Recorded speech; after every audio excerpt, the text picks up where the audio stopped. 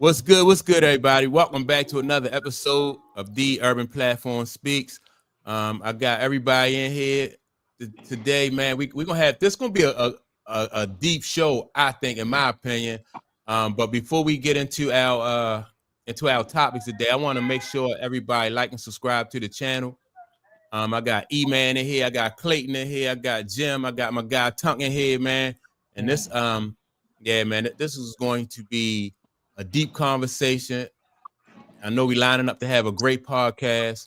I want to start out by saying also that like in my title, and this is where we're gonna start it here with my title. So in my title, I said American NBA players are the best in the world, and it's not even close, right? And so before I get into I'm gonna explain why I feel like American basketball players are the best in the world, and it is not even close. And so that's going to lead us into the discussion about like what's going on, the current state of the NBA. And so the reason why I think American basketball players are the best in the world and it's not close is because like I think the NBA has been watered down, in my opinion, to accommodate foreign basketball players, right? And the reason why it was watered down is because of the money that the NBA owners and the league could make with with including foreign basketball players.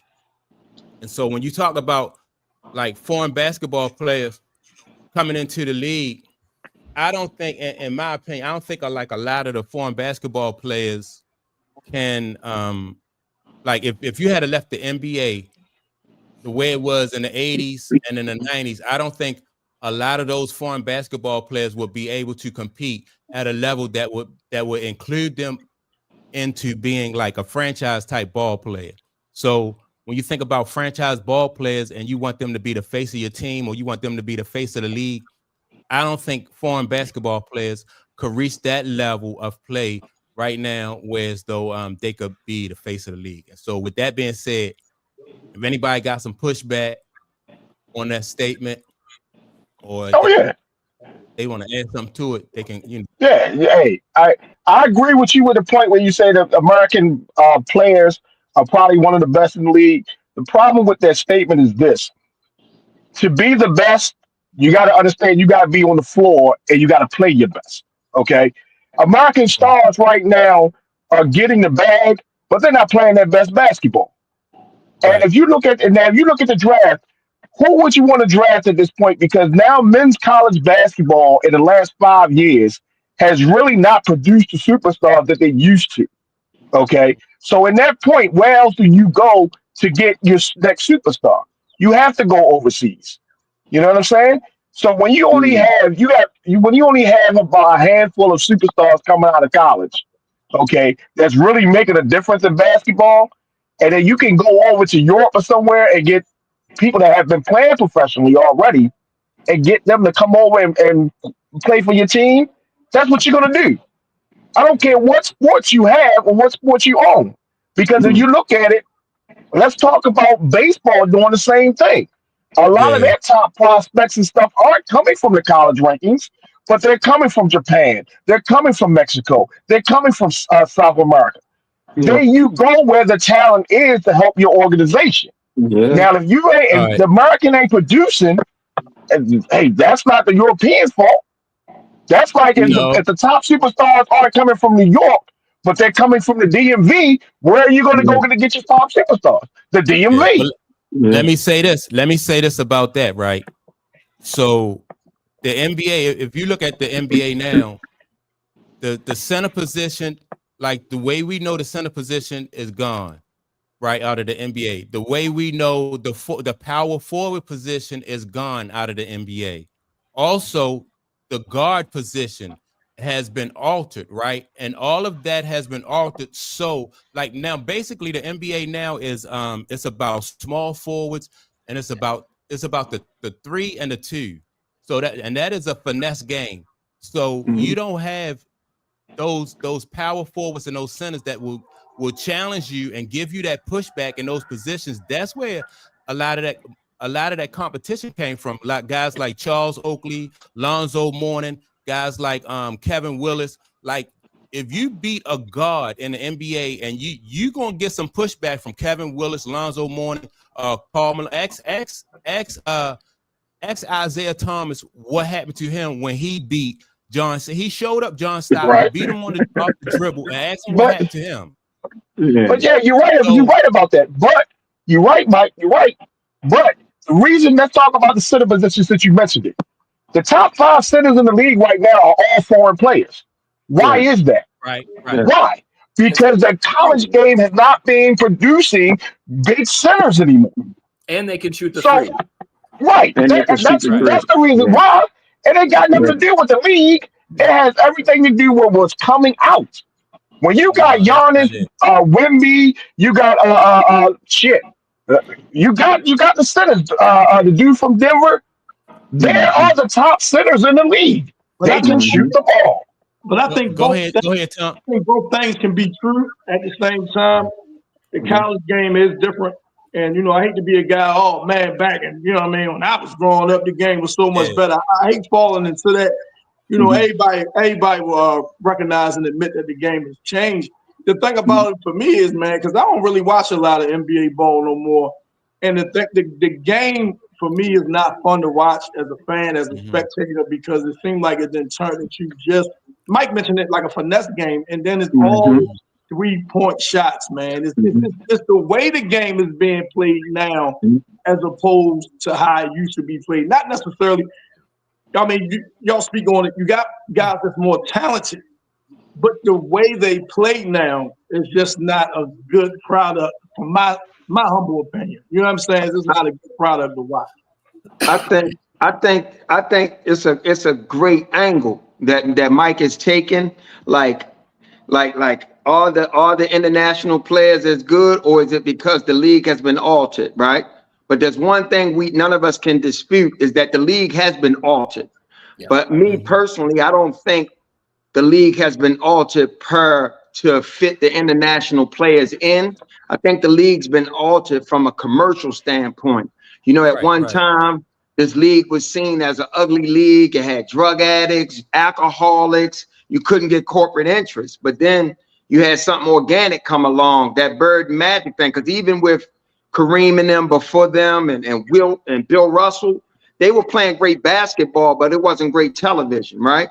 So now you get Magic and Bird coming in, and they're competitive, but they also have the artistry, right? And they have stuff that people want to watch. So with that being said, I think the scoring and making it less physical lends itself to more artistry, right? But I'm gonna say the foreign players could always play, and I think if anything, they might not have caught up in every position. Like Mike mentioned the guard playing stuff, but if you go back to the 80s, one of the best centers to ever play the game, and I call him the best, is Akeem Olajuwon, and he's foreign. Nobody can touch Akeem. You had Kiki Vanderbilt, you had Detlef Schrempf, you had all these foreign players back then that could play. Dirk Nowitzki, he's a franchise player. He could play. I say Joker could play in that era back then because of all he can do is footwork and stuff like that. So it's an interesting point, and it's hard to say because the league has been altered. I just don't believe it's been altered for the foreign players, and I do believe the foreign players have made advancements against the NBA players, because if we go back to 2004, when the Olympic team lost and didn't win the gold medal, then you had to come back and put Kobe on the team, and they called that the redeem team. So these guys have been making gains in basketball against the Americans, I think, but not every position. Jim, what you had to say about that, Jim? I don't know how quickly we want to get into it, but if you look at how the NHL has marketed the us versus them approach, and the Four Nations tournament, and I would have loved to have seen Russia in that, but I mean they weren't because of reasons, right? But that us versus them has, I mean, it's got grit, it's got animosity, you got passion, right? And so they didn't.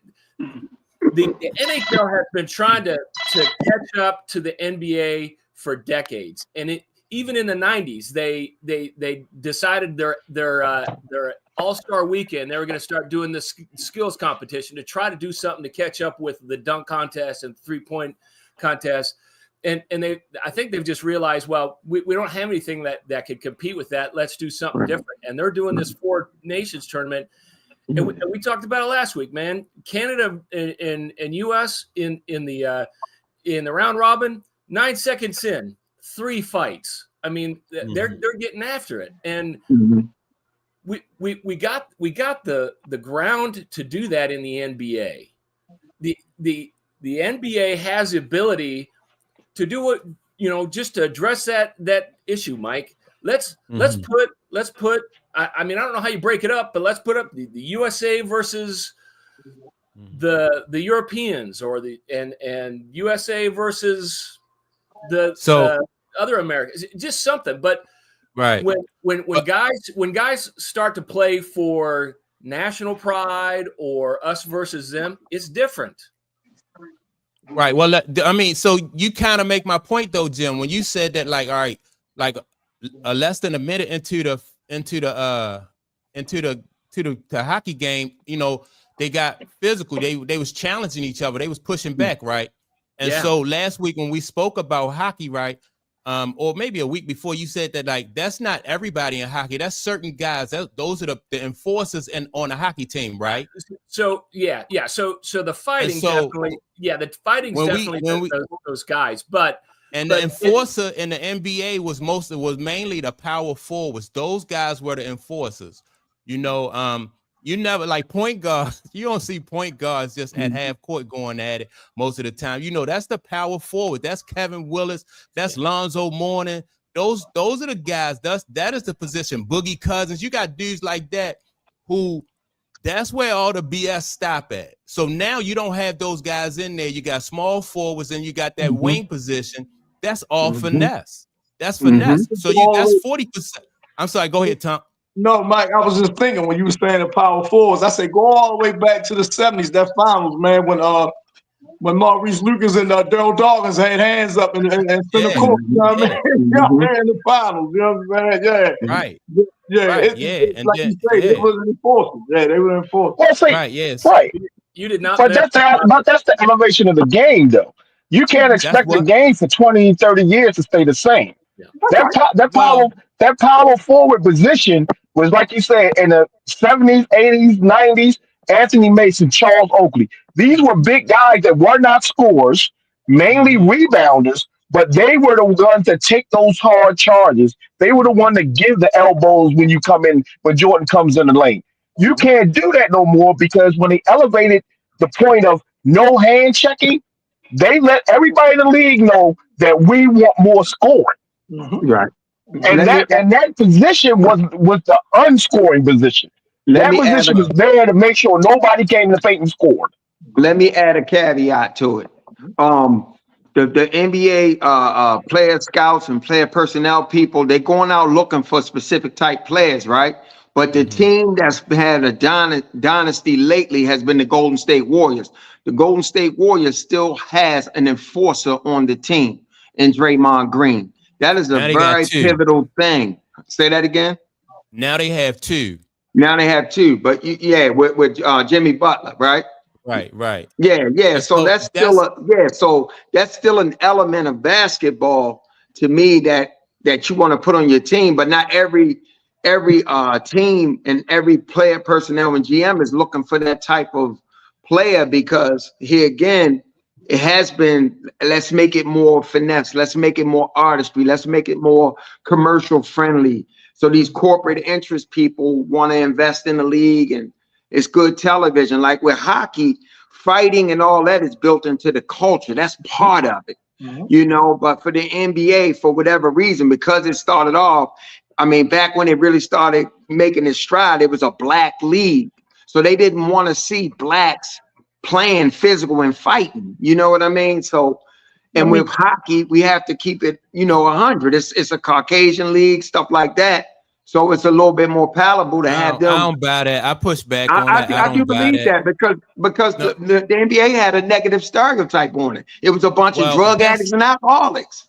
Well, that's two different things, to consider somebody a drug addict and an alcoholic. That's a lot different than But also they used to ain't gonna push back, right? Right, But the stereotype also was it was too black. Right, No, and the pushback, just to push back a little Let me bit. push back on that. When was the last time Golden State won a championship? Now, But I'm just saying they've been a dynasty recently. Let me just say this with the best product, like the NBA wanted to expand the league, right? And that product that the NBA had in the 80s and the 90s is what attracted the world to that product. And that product in the 80s and 90s was physical and it was aggressive. And so, but when you had that product, and so it was a bait and switch. Now, so the owners and the powers that be, they was like, all right, if we can't find foreign basketball players that can play that style of basketball, then we're going to have to take out some of those guys who are physical like that, who are aggressive like that, and include basketball players who are more finesse. And that's the thing. Now, when we talk about foreign basketball players that played during those eras back then, what guys that came from any overseas, most of those guys wasn't physical like that. You didn't have a foreign basketball player that was physical and athletic like that can challenge somebody like Lonzo Mourning, Charles Oakley. You didn't have that. So they made a decision to step on that product, stretch it, and sell it around the world so it can be more, it could be more inclusive. And that's my whole point right there. right? But That's hold true. on, but That's a great point. And the thing about it is, I think, I don't want to put words in your mouth, but I think by the NBA doing that, you remember, man, the games back in the day, man, the games was 74 to 79. You know what I'm saying? You got all these fouls and things like that. Some people say, man, that's not a good product to watch. We don't want to sit out here and watch the WWE. We don't want to see all that hard fouling, no scoring. So they kind of legislated a lot of that physicality out of the game. You know what I'm saying? So when the European players, the players from overseas come over, they can fit in to the game now more so because the game is more wide open. You know what I mean? Baseline to baseline type of game now. But I think the rise of players like Akeem Olajuwon and some of them other players made them expand their recruiting pool. I think the whole change in the game wasn't about the foreign players. What expanded the game during the 80s was Michael Jordan and Bird and them, the artistry. And they had kids in foreign lands growing up wanting to be like these guys. But I think the softening the league, to me, is just for commercial, so you can make this more commercial. Both things can be true, though. Both things can be true. You know what I'm saying? But I mean, you've had foreign players. You've had so many foreign players go back to the 70s and stuff like that. You've always had them come into the league and make an impact. Like who? You mentioned. Let me say this. Def Left Shrimp was probably the first big guy I saw that was shooting 3-pointers on a regular. Okay? And then you go back to these other foreign players, Tony Parker. Let's not forget him. He's a foreign player. Look how many championships Tony Parker won. You know what I'm saying? There was a lot of foreign players that initiated how the foreign people looked and saw their players. The foreign players never changed their game. Okay, which forced, and that's not, and that's what remember this. America is one small entity in this world. Okay, basketball is like soccer now. Every country plays it. You know what I'm saying? So we just happen to have the top superstars because we started it. But if we don't change, if the NBA didn't change the way they play the game, they wouldn't attract a lot of international superstars. And where would they go? That's my point. Right, but you got to understand, if the NBA is the #1 basketball association in the world, how do you stay at that position? That's the whole key. If you're on top, how do you stay on top? Because the only place you can go is down. You got to evolve. And with these other foreign leagues getting up there, prime example, China. No one looks at China as a basketball thing type of situation over in China. But yet you got NBA stars that say, if the NBA doesn't want me, I go and play over China. I go play Mhm. overseas Mhm. because these leagues are starting now to creep up on the NBA because everybody now teams like football don't have to worry about it because the world doesn't play football. Right. Okay, we got a problem, and this is where hockey. America has a problem dominating hockey because the world plays hockey. Soccer, we have a problem dominating soccer because the world plays soccer. Mhm. Baseball, they had to change their mindset because the world is now starting to play baseball. You know what I'm saying? Basketball had to change their mindset because the world now plays it. So if they Let, Yeah. don't elevate to get the world stars and just want to keep the game to keep the American stars, they're going to get surpassed. let, And the NBA knew this. let me ask you a question, y'all. A question. Do you think the softening of the league is what attracted foreign players to wanting to play in the NBA, or the players themselves having an influence over those guys wanting to come play in the NBA? These guys was their heroes. I think it's the foreign players immigrating themselves into the NBA that made the NBA change it. I don't think the NBA changed and then got the foreign players. I think they got the foreign players that already came over here and then had to change. Prime That's example to not the me, way. That's not the way business work, though, but no, man. but Because that is the you way business works. It you is you because tailor if you're you tailor your product to your customer. You know what I mean? You just can't open a car lot and say I'm selling blue cars and y'all need to buy it. You got to tailor your product. You got to have all color cars right, so it would right, appeal to your that and You're customer right. base. that's exactly what I'm saying. The product and the people want to see more scoring. Everybody Yes. knew that in the NBA. They wanted to Yes. see more scoring. Yes. How do you see more scoring? You Three got to pointers. soften the league. Yeah. Right. And what Right. they do, soften the league, bring Yep. the players in, they bring centers in that can shoot Hmm. threes. Now you got 124 to 123 games. And That Mike. was all determined by the customer, the people that watch the game. That's what This And generation don't like defense. It's in the NBA, I mean NFL, more scoring in the NFL now. It's in baseball to talent it up so you can get more scoring in baseball now. It's all about the dramatic moments that run sports, and that's what basketball had to do. But so you're absolutely right, Mike. Basketball had to tend to the play. I mean, to the customer. to the audience, yeah. But Yeah, to me, what really put American basketball on display and started growing the audience worldwide is the Olympics. Even when the amateurs was going, we've always had American basketball on display on the world stage. Always. Right. Yeah, I can agree with that. Yeah, I just think so. To me, I just think it was like a bait and switch, right? So what the NBA what the product that we showed the world in the 80s is not the same product that they are getting from the NBA today, right? Right. And so Yep.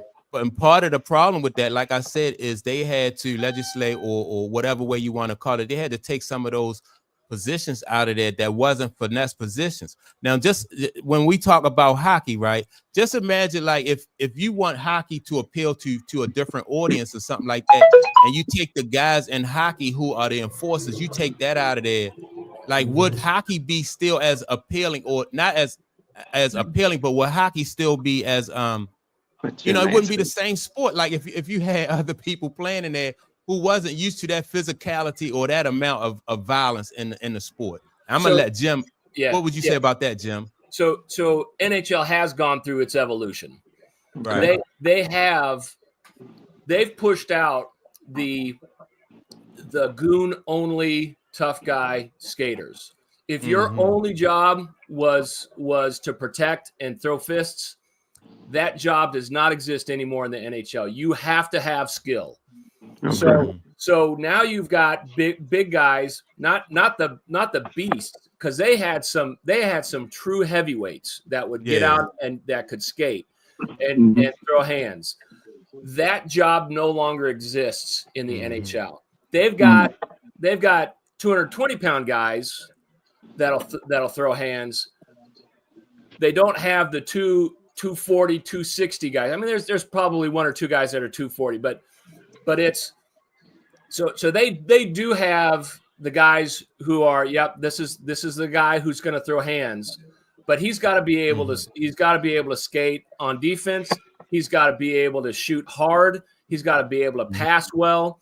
So it has evolved. And there is less, and they put in a bunch of rules to prevent it from. You cannot, if you're not on the ice when something goes down, if you come off the ice, you're going to be sitting for weeks. Okay. Right? And then, and Mike, let me ask you this question, because you said that the NBA didn't really evolve until now. The NBA style from the 70s and 80s, it evolved in the 90s. Okay? Because if you look at it this way, point guard position, the prime example, point guard position in the 70s and the 80s wasn't as dominant as it was in the 90s. Okay? What you mean? Look at the shooting guard position. Why do you What say is that? dominant in the 70s and the 80s? It was all about the center. I disagree with that. Yeah. Oh, you mean the style of play, like the offense, the way Yeah, the the style offense of play. runs. So all right, so Right, the style of play. the offense. The style of play in the 70s and the so- 80s was all about that center. It was an inside-outside game. Right. If you had to win Right. in the NBA in the 70s and 80s, you had to have a big man. Okay? You had to have him. Right. Until Mike. Okay? Until Mike. Right. And that's what I'm saying. And then when the 90s came about, the fast pace, the Allen Iversons, the Michael Jordans, the Scottie Pippen starting to come in, these quicker guards that can shoot and handle the ball.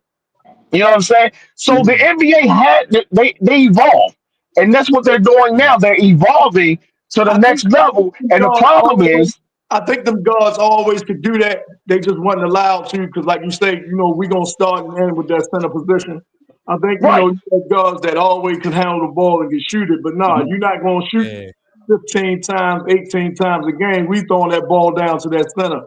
So, let me tell you. Right. That's a point that they start emphasizing. They start emphasizing guard play more. Back in the days, back in those days, if you were 6'10" or taller coming out of college, you was automatically guaranteed you was going in the first round, no matter what kind of skills you had.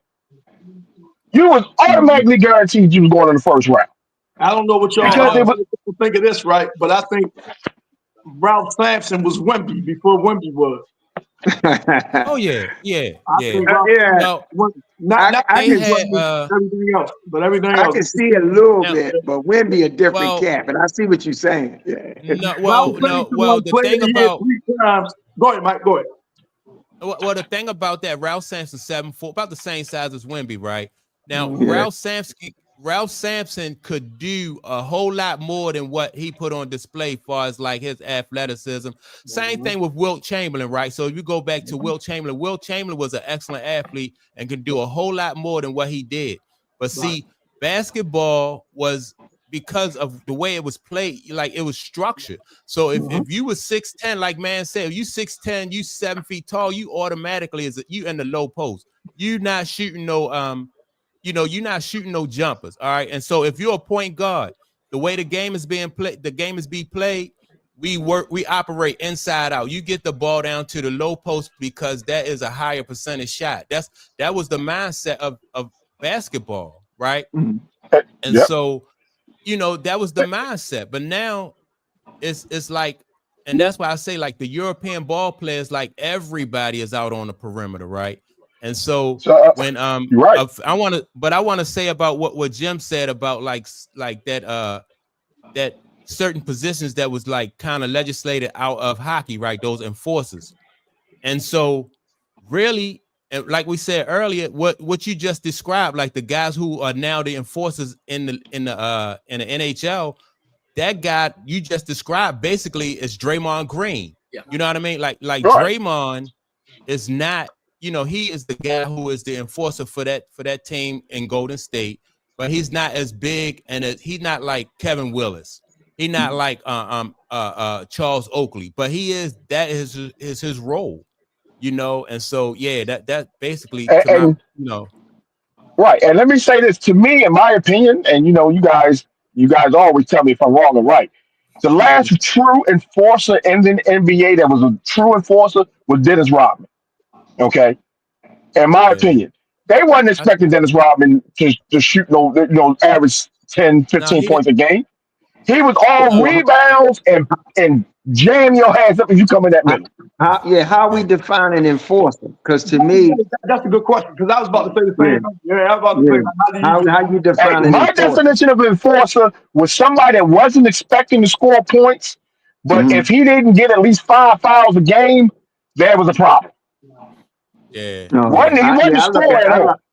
I look at enforcer a little different. Like Oakley and them, they were like enforcers, meaning they was going to protect the star player. They was going to rough you up. They was going to fight if yeah, they have to. These type things. To me, Right.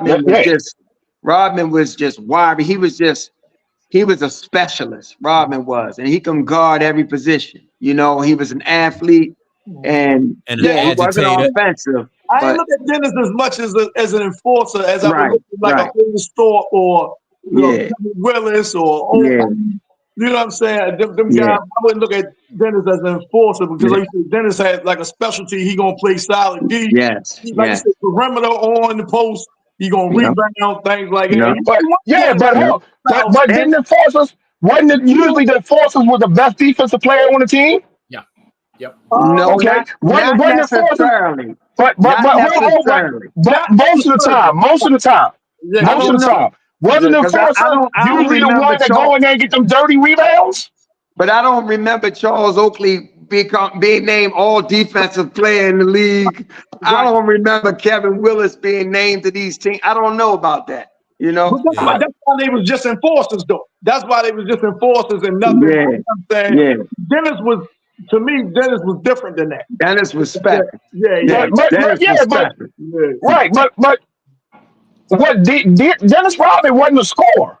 No, no, He was a no, he wasn't a rebounder. prolific rebounding. scorer, but Right. Yeah, he was yeah, a rebounder.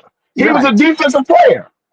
Yeah. That to me, that's the enforcer. That was the enforcer position. Okay. And then when All right. LeBron James Okay. So came that's how you define into the league it. and a big, guard, small forward, power forward, they didn't know what to do with it. I think that's when all that changed. Yeah, When you got power forward that have handles and can dribble, that changed all the power forward position. What changed? What changed? I think y'all. Let me know. Y'all chime in with this. What changed? How the NBA, David Stern was running the league at the time. Would change everything and say, man, we gotta legislate this. Lack of a better term, this thug behavior. We gotta get this thug behavior out of the game. Was that Malice in the Palace thing?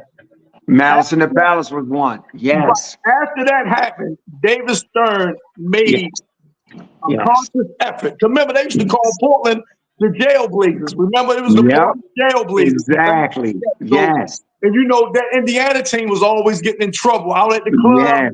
They got in trouble and all that type of stuff. So I think Yeah.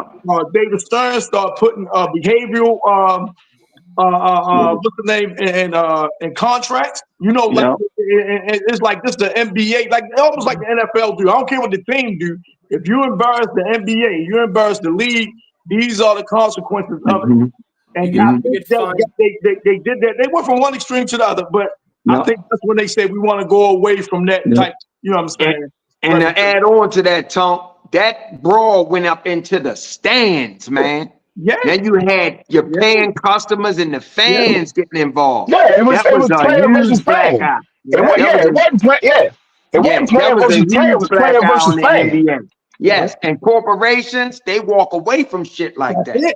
That's it. Like, that's what Mike was saying. You understand? Yeah. That $100 league, like we don't want to be part of that product.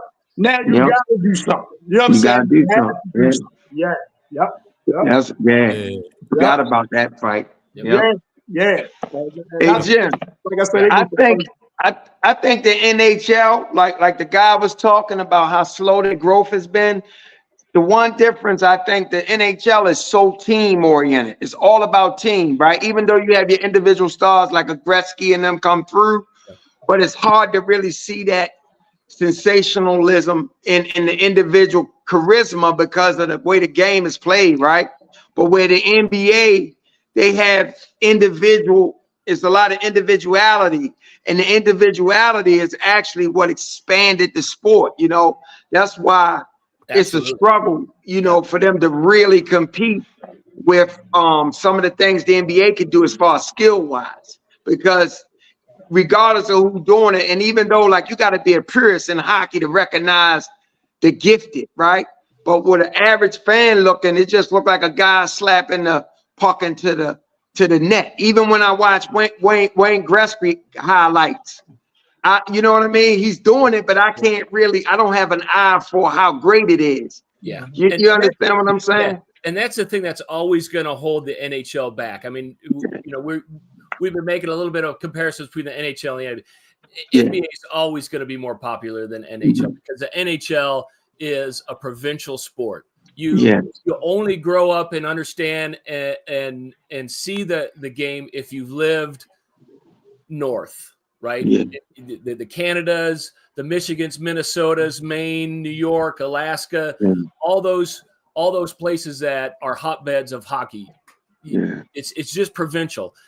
They're doing some good things and getting a lot of excitement in places like Florida and getting those, but it's always going to be a limited market, and they're doing the right things, and they are moving in the right direction, but they're never going to overtake the NBA. Right. Hey, Mike, I got a question for you, Mike. Anybody can chime in on this, but Mike, I got a question for this. Man, you talked about this one time or never. Is it because the NBA market individuals more than they market teams?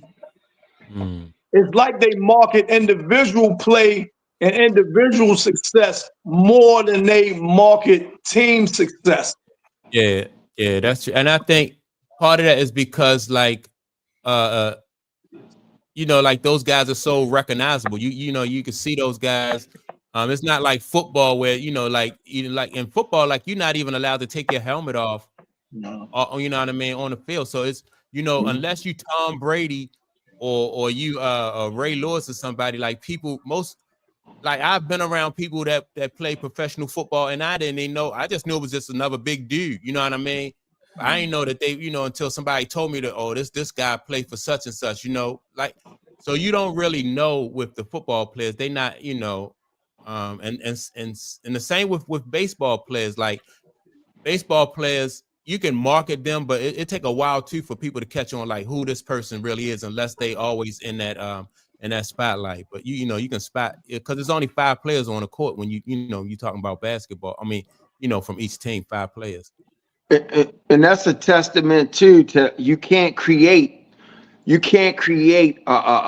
draw. Like you can't create that. It's got to be something that captures the public's eye. So sometimes, like remember the hockey, the Miracle on Ice back in the Olympics or whatever. That was such a great story. That story had the markability to it, you know. But when you talk about team success and individual success, the individual's charisma and talent and skill and all that can sell people on them. But the team sport, it has to have that beautiful narrative around it to really draw people in, you know. So I think that's another thing that makes it challenging, you know. Well, but every sport can put the narrative that they want to put out there. You know what I'm saying? I think it's like I said, it's the marketing people in the NBA. Look at what the NHL did this year. NHL said, you know what, we're going to have our All-Star weekend the same time the NBA has their All-Star weekend, and we're going to go right up against them because we think we have a better product. Okay? That's what they decided to do. If the NBA decided to put a better product out there, then they can do that. You know what I'm saying? It's not a lot of times what we think is marketable. It's a lot of times it's what the NBA and these leagues feel as though can bring revenue and drive sales.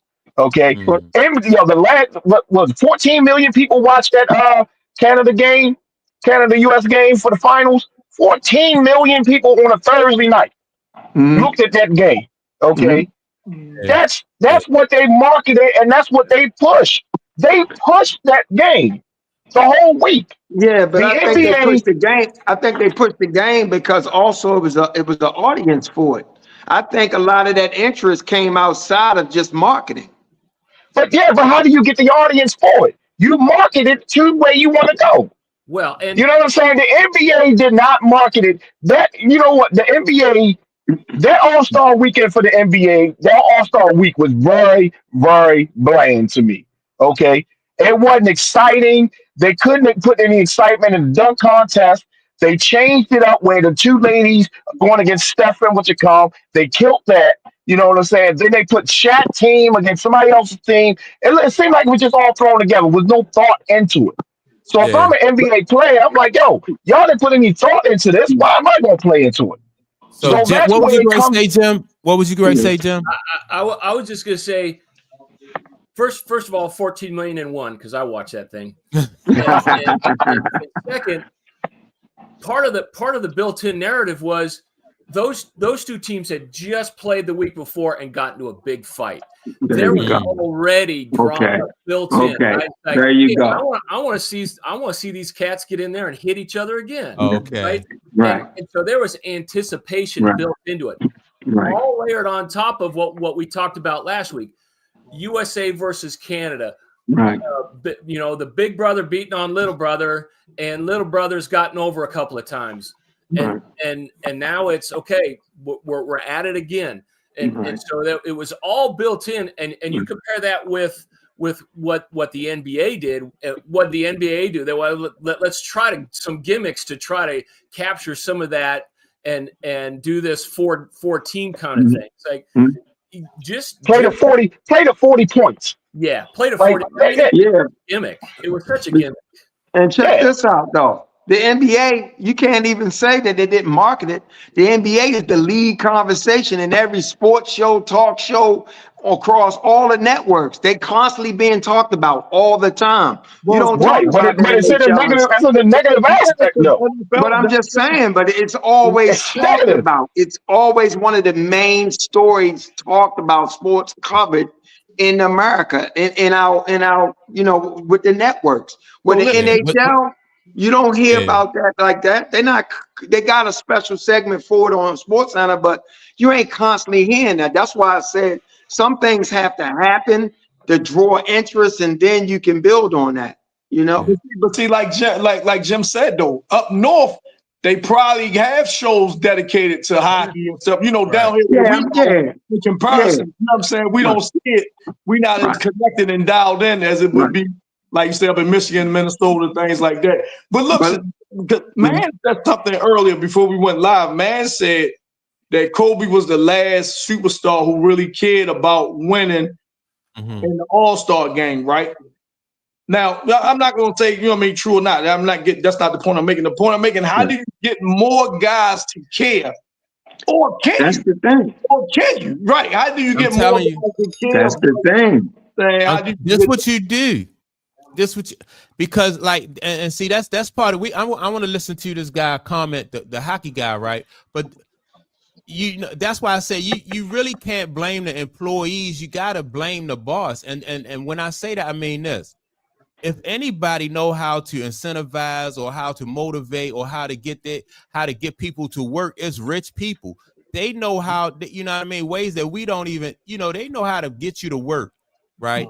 And so that's why I say when they took those positions out of basketball, they knew that they was watering the game now. When they expand the league, they know that when they expand the league, they watering the game down. So, but they did that at the risk because it was more money, it was profit in it for them, right? So now that they getting some blowback, now that there is blowback for that, all of that blowback basically falls on the players and not the owners. So that's the narrative. The narrative is these guys are not excited about the game. These guys, we can't get these guys to play hard.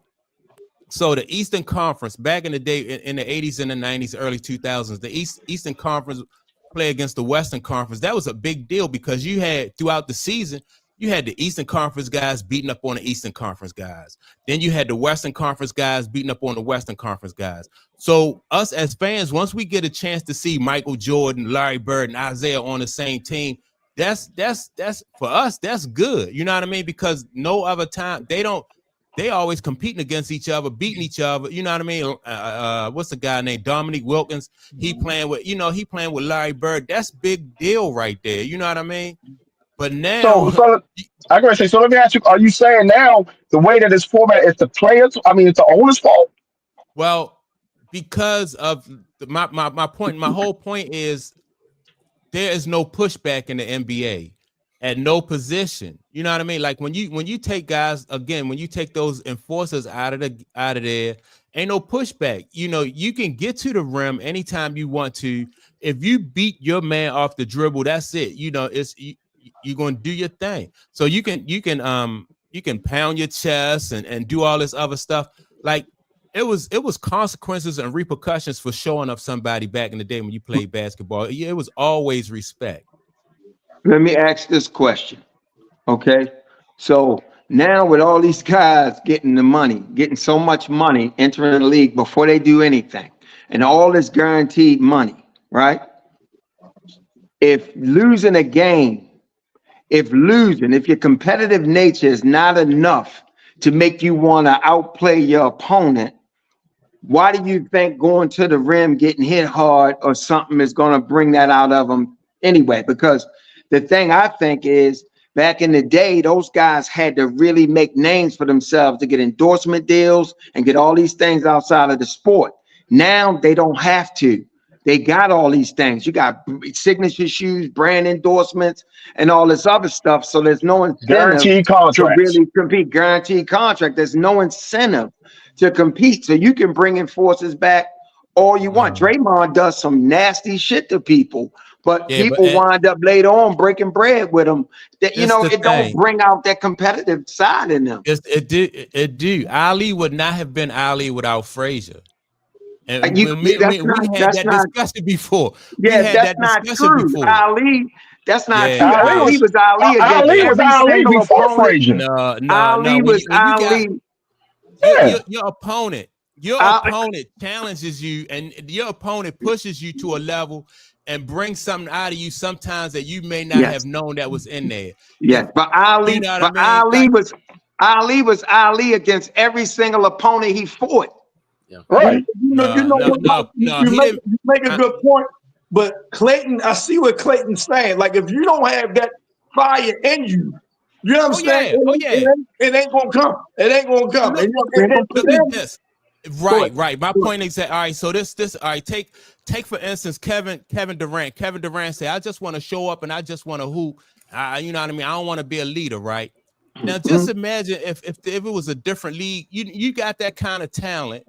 You know what I mean? But the mental part of it, the mental toughness for Kevin Durant is not there, because if Kevin Durant want to score against those guys who going to give him some pushback, now he got to up his game.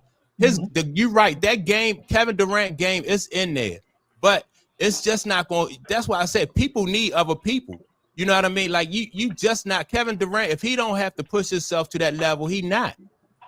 Listen, I'm gonna tell you what it is. Detroit made Michael Jordan. Michael Jordan, you know what I mean? Michael Jordan had to take his game to a whole other level. Detroit did make Michael though. Go ahead, Tom. No. I was saying I agree. That's just like, man, we all play ball or whatever, but that's just saying if you're in the gym by yourself and you just coming down shooting jump shots. Right. You know what I'm saying? I'm gonna tell you that. Let me put my opinion into this real quick. I'm gonna tell you what it is. It's these contracts and the way these contracts are structured. Okay, the NBA is paying players for what they did, not paying players for what they're going to do. Okay, that's why you can sit there and say Embiid and Paul George, sit them down, let them wait for next year, because you already paid them already. Okay, when the NBA in the early 80s, 90s, early 2000s, these players were getting paid for what they're going to do next. Okay, so if you want that big contract, that next big contract, you better hustle now, because you wasn't going to get it.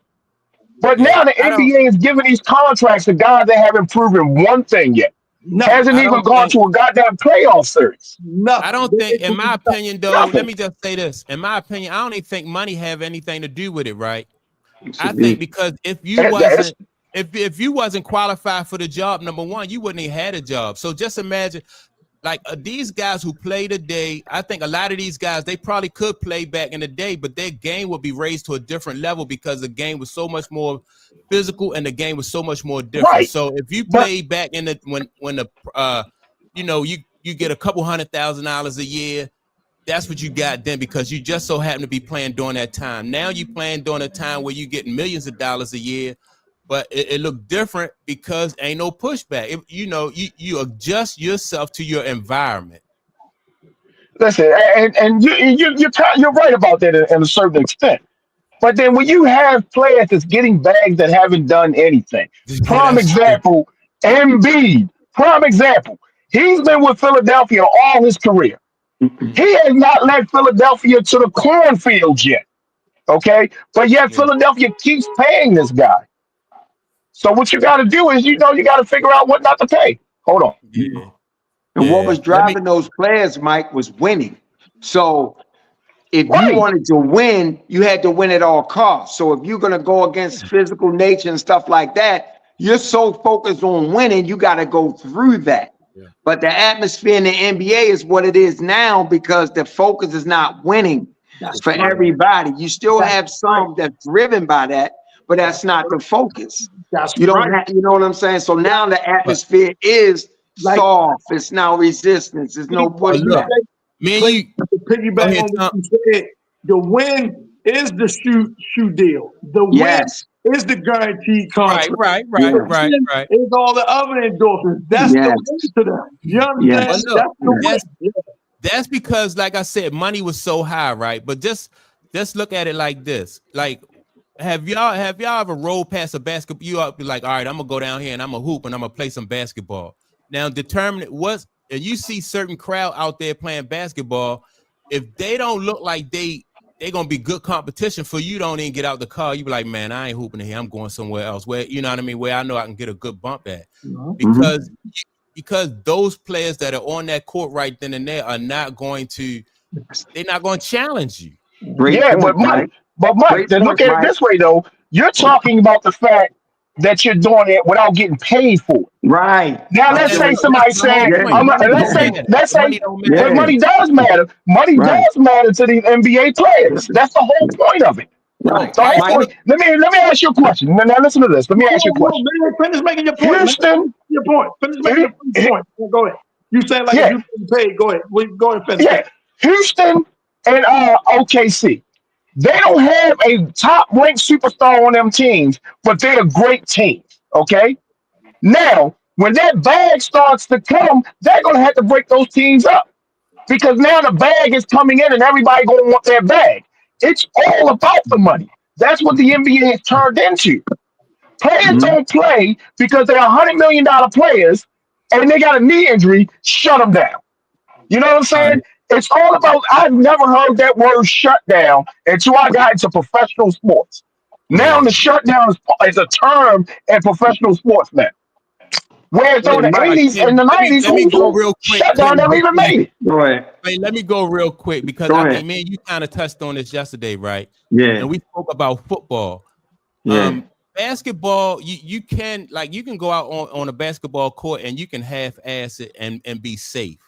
Yeah. Football, you cannot half-ass it and be safe or hockey, you probably can't half-ass it in hockey because that's a contact sport. You're gonna get hurt, right? Mhm. So my thing about basketball is you would not even be on the court if you know what I mean, because you wouldn't qualify for those type jobs. Now, once you get there, what you do on the job, you know what I mean, that's up to you. But Right. you know, Exactly. you can get weeded out. Basketball is a sport where as though, all right, if you once you get the money, you know, you can kind of coast. But like other sports, you can't do that because now your health is at risk. You can't, you can't tiptoe around on a football field, or because you'll get hurt. You got Right, to. and that's my prime example, Mike. Look what you just said. Once you get the bag, an NBA player can tiptoe around. If I'm a season ticket holder, I don't want to see him tiptoeing around. I want to Yeah. see him giving his effort in the game that I'm paying for. And that's the difference between those 70s, 80s, and 90s teams. You never seen Jordan say, you know what, I'm going to be half-assed today because I can be half-assed. You Right. never seen Kobe say, I can be half-assed. You know what I'm saying? That's the difference. That's what's going Them on. guys can afford to do it. You know what I'm saying? Them guys, they could Right. afford to go out there and half-ass it. You know what I mean? But that's what they make up. You know what I mean? That's what they make up. Right. That's what I'm trying to say. The makeup of the players today is I got the bag. If I don't need to go out and hustle 82 games, I'm not going to. Yo, what is this sit out game? You know what I'm saying? Prime example, Luca sat out 2 games ago because it was just time for him to sit. Where does that happen at? Day off, like a scheduled day off. Like, yeah. Right. If I'm paying for a ticket, I want to see LeBron and Luca play. Right, Yeah. right, But right. the NBA has this mindset now that sitting out is good, shutting somebody down is good.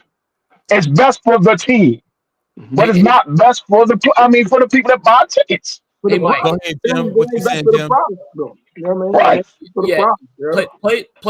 Play the PK Subban's comment. All right, here we go right here. All right. On his latest one. He's been the new star. If anybody in the media benefited from this Four Nations thing more than PK Subban, I don't know who did. PK, he's a natural broadcaster. He comes across a little bit like he's the Black Don. I got this from the what's that guy? Right. named, Yeah, we hear his voice. We hear his Jason voice. Whitlock. Jason and Whitlock. all that. So I Yeah. know who Yeah, you don't have to say his Subban is, name. but That- Right. as a media personality, Yeah. holy cow, what a star he's made Come on, himself. Jason Whitlock. He's probably can do some broadcasting outside. You got to give him a lap hockey dance before now, just play based the. You on- know what I mean? Yes. Charles Barkley of hockey. But anyway, here's PK. Yesterday, I believe this is on First Take, where he really, really went after, without calling names, but he went after LeBron James and NBA culture as opposed to NHL culture. Let's play the clip. What are you playing for? Like if you're really about it, if you're really about sports, then you're about two things: your teammates and the fans. And I'm sorry, it doesn't matter how much money you're making. When you do not show up to play, you're letting your teammates down. When you do not show up to play, you're letting the fans down that are paying you 40, 50, 60 million. I don't care if you get 300 million. Congratulations. But these people in here are paying $2,500 a ticket, $5,000, that are blue-collared, hardworking people. If you don't get your head wrapped around that, you shouldn't be in pro sports, because how are we going to grow? How do we expect you to be an example? Well, guess what? You don't want to be? You are one. You're on the biggest stage. You just said it. They make the most money. You're an example. You got to show up. You got to take that on. I'm sick and tired of making athletes greats, all-time greats that aren't the best examples. Those are the people that we want our kids to follow, that we want athletes to follow. That helps us. Stephen A., you want athletes to be educated on this and understand this. They got to understand the importance of showing up to the All-Star game and being on the court and playing banged up sometimes and playing injured maybe at times. Thank you. And participating, because here's the thing. Because you're making 100, 200, 300 million, you should be out there banged up. You should be. That's why we pay you, is to max out. We talk about greatness and it being the longevity of somebody's career. I don't care if you play 50 years. I want your best 10. I want you on the court dominating. I want you to go all out. That right there was a shot right there. Michael Jordan. I want Kobe. That's what I want in every sport. That's the guy that I follow. If you're a different version than that, you don't get my respect. That's me, and that's my angle. That's who I am.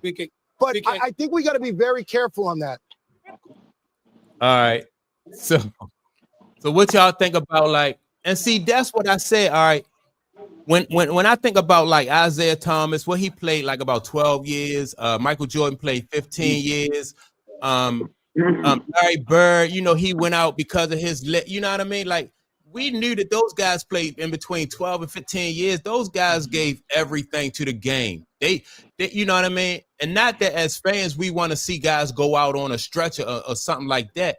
But we want to know as fans, I'd rather see you, like he said, as a fan, I'd rather see you go out in 12 years, give me everything you got, because that's the sport. That's what the sport is for. But when you got guys who playing for 20 years and don't have so much as a hangnail, man, that you kind of know that you're being cheated. And so, yeah, the guy, He just said a lot. What y'all got to say about what PK Hey, Subban said? first of all, what he said, that interview made him famous, like they said. That interview put the focus on him, made everybody look at hockey at a different level. Okay, and myself, like the only thing I really know about hockey is when I used to play it on video games. But now I look at hockey at a whole different level now. Not saying it's necessarily because of him, but he put the period at the end of the sentence for me when it comes to hockey. Okay, and I think he's right. I mean, if your all stars, and no matter what sport you have, if your all stars don't give 110%, they're cheating the fans that's giving them the 100, the 200, the $300 million. Okay, they're cheating those fans, and it happens in every sport.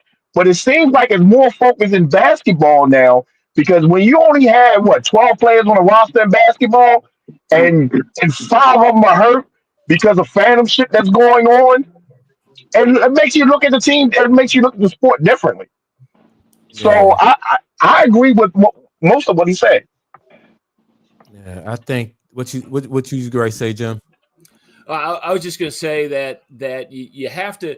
I can interpret what PK is talking about because hockey culture, like I said, it's so provincial, and the way you get to the top of the mountain is such a different route than some of these other sports where you can be a superstar before you really step on the NBA court, right? You can be a household name, and so a lot of these guys, it's more of a culture of blue collar. Hey, I have to think of the team first and not me first, and so I think a lot of the way PK is verbalizing where he's coming from, it's that built-in culture of a sport that's never going to get much higher in popularity than where it is compared to the others. It's still going in the right direction. It's never going to be number one. It's never going to be number two, and I doubt if it gets to number 3. It's always going to be number 4. But that culture is always kind of be there where you it's built in when you're down in juniors, you are not bigger than the team. And let me ask y'all this then. So can't basketball have a built-in culture, whereas though you don't have that letdown? Can't basketball have the same built-in culture? It used to be, Mike. It used to be. PK spoke on him being a fan of the Kobe's, of the Mikes. He got, give me those as your leaders, as your great ones, as your superstars. The superstars in today's game don't lay it all out on the line, and yet the media, the fans, the owners, the league, they're constantly trying to crown these guys greatest of all time and things of this nature, forcing it down the public's throat. But here again, this is a confirmation that you can't make a person be larger than life by constantly pushing them down the throat of the fan. The fan wants what the fan wants. Authenticity. Let me ask you this, Clayton. When did you think that changed? When did you think that changed? Like maybe 30 years ago, you think that changed from a team first? I'm talking about the NBA. From a team first thing to an individual. When did I think it was see, the NBA has always been individualized in a sense, but it was team, right? But Kobe still had that in him. Allen Iverson still had that in him. You had modern stars that had that in them. I just think, I don't know, maybe the turning point was the player empowerment movement. When LeBron said, I'm taking my talents to South Beach.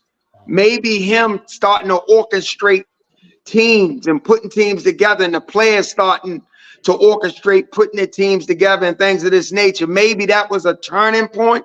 So now they're starting to become more emboldened.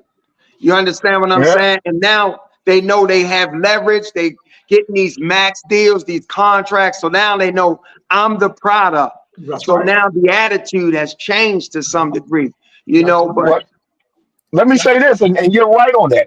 Two points I want to make on that subject. First of all, if the NBA want to change it, they got to go from paying these players and get the mindset. And I'm going to pay you for what you do, not what you did. Okay, that's the first thing the NBA is doing.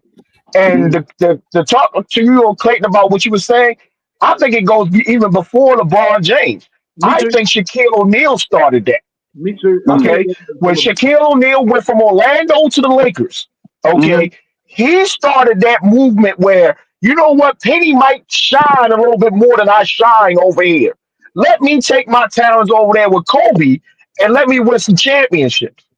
Because remember, he was one of the first big names to actually move himself and say, I want to leave. It's hard. It's hard to put it on Shaq because Shaq going to LA was kind of NBA norm. Like in free agency, when free agency hit, you always had LA getting big names in their market, big men, centers, things like that. Like Kareem left Milwaukee and went to LA. LA always lands a big and a star. Like, But you got to remember though, but Shaq didn't come out publicly, you know, and like, I'm taking my talent. Shaq wasn't always coming out in the media saying, we need more pieces. We need to bring this guy. You know, LeBron has been very out front with orchestrating the moves of the team to put together a championship run and stuff. He's been more of the face of that, in my opinion. Remember, Shaq went from when he went to LA. LA was already a great product with Bronny D-Ross, Kobe, and all. They were already there, and Shaq was on. They went to the finals.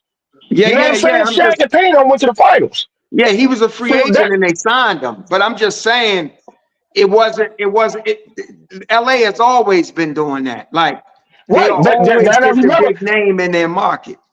The Celtics did it too now. Let's not remember the Celtics they did it too before LeBron did it. They went big three. You know what I'm saying? That's why I think like players moving around like that was the big issue. Because even though like with Shaq, as big as and dominating as Shaq was, Shaq still got pushback. Shaq had to go up against Akeem Olajuwon. Shaq had to see Patrick Ewing. Shaq had to see Charles Oakley and all those. So that's what I'm saying. So ownership and management, they can legislate those guys back into the league, whereas though you get some pushback. It's all about the environment that these guys are playing in. You know what I mean? We are watching small forwards and shooting guards basically in a league that's just, and those positions are finesse positions. And I even watched like, all right, so somebody brought up Allen Iverson. I watched what's the guy named Tim Hardaway, and he spoke on it too. Tim Hardaway said, man, he told Brandon Jennings, he said, like, yeah, Allen Iverson used to go to that rim. He said, but Allen Iverson made sure when he went through that paint, he made sure to duck out Karl Malone and those big power forwards down there, because every time through the lane you get hit. You get hit. And that's the way it's supposed to be. Right. That's the way it's supposed to be. A small guard going there, he's supposed to get tore up.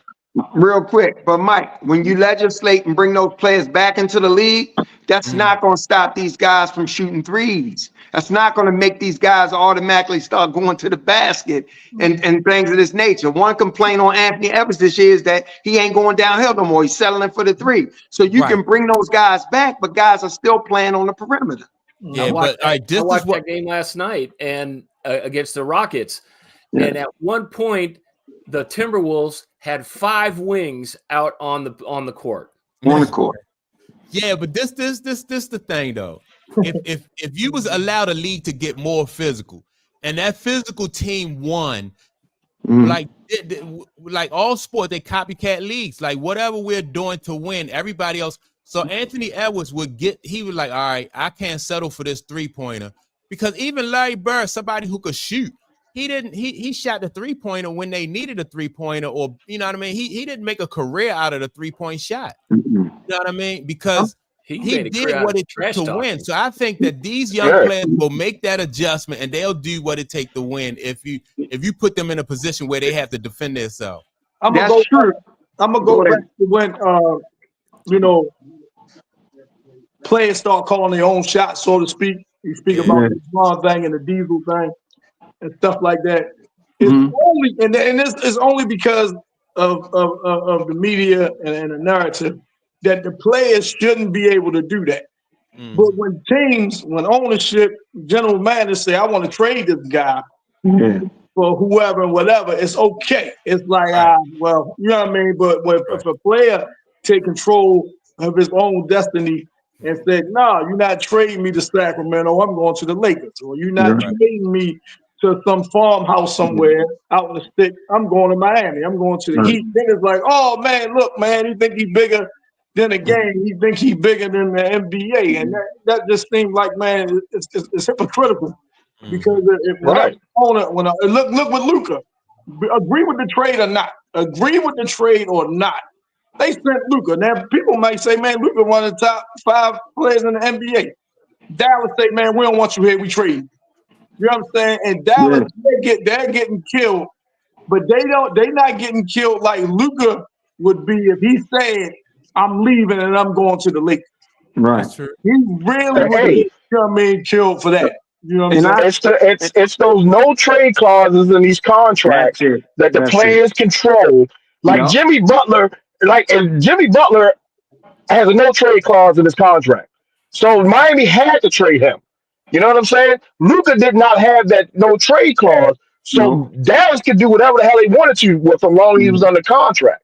Mhm. It's these contracts that the NBA ownerships are letting these players sign that's giving them the power to do what they want to do. Bradley Beal got one too. Right. Right. And so does your boy from that's over in Philly. What's his name? The superstar of Philly. Oh, geez, I'm just talking about him. No, not Embiid, the other one. Tyrese Maxey, Not Maxey. Who's the other Paul guy? George. Paul George, yes. Yeah. Yo, Philly was trying to trade Paul George. Paul George has a no trade clause in his contract, so they couldn't trade him.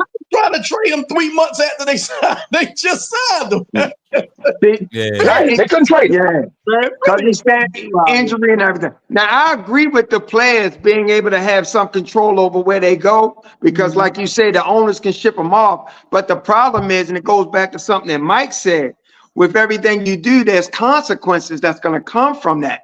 It's a chain reaction. You know, for every action, there's a reaction. So one thing that's going to come is now these players become more and more emboldened. You know what I'm saying? And now it's affecting the attitude of the players in the league. But as far as the owners no longer paying them what they paying them and things like that, you got to go through collective bargaining. You got to try to renegotiate new deals and all this other stuff. So in my opinion, what's really at the crux of it all is that the television networks and the fans are not disengaging. You have to at some point to change what the product is. It's going to have to be some type of disengagement to really make those guys want to compete and come back and play hard. The fans going to have to walk away. Do you think the owners will take a hard line? I think they're cave like they always do. I think the owners, you know, they might take a hard line, you know, beginning the negotiations of CBA. And then, you know what I'm saying, I think they wind up caving and giving the players what they want. That's bad, you know what I'm saying? But I'm saying they wind up caving to the players or whatever. But if you look at it this way, all of us got 9 to 5 jobs, right? Yeah. And they say, look, you'll make $100,000 a year. Okay, that's our agreement with the job. Long as you're working, you'll make that money. Okay. If our jobs tell us tomorrow that we want to send you to Timbuktu and we tell them no, they can let us go. Right. You know what I'm saying? If the NBA treated their players like players and not commodities, because that's what it is. We're paying you all this money to put people in the stands. Okay. So you're a commodity. That's what you are. We're not paying you to win games. We're paying you to fill up stadiums. And it just happened when you win. I got a question, and I want to hear all of y'all answers to this question, right? So, with players like when you have the Joker, you have who else? Kevin Durant, and you have LeBron James. Do y'all think that as great as those 3 players are, do y'all think that we have seen them reach the top of all of their games? Like, because all 3 of those guys, they play in this era, right? And so I'm asking y'all this because I think that if they had played in the 80s and the 90s, because I think that all 3 of those guys could play in that other era, and I think that other era require them to raise their level of performance. So do y'all think them playing in this era, you have seen the best of LeBron, like what the best of LeBron has to offer? Or do you think that you have seen the best that Kevin Durant has to offer, or the Joker?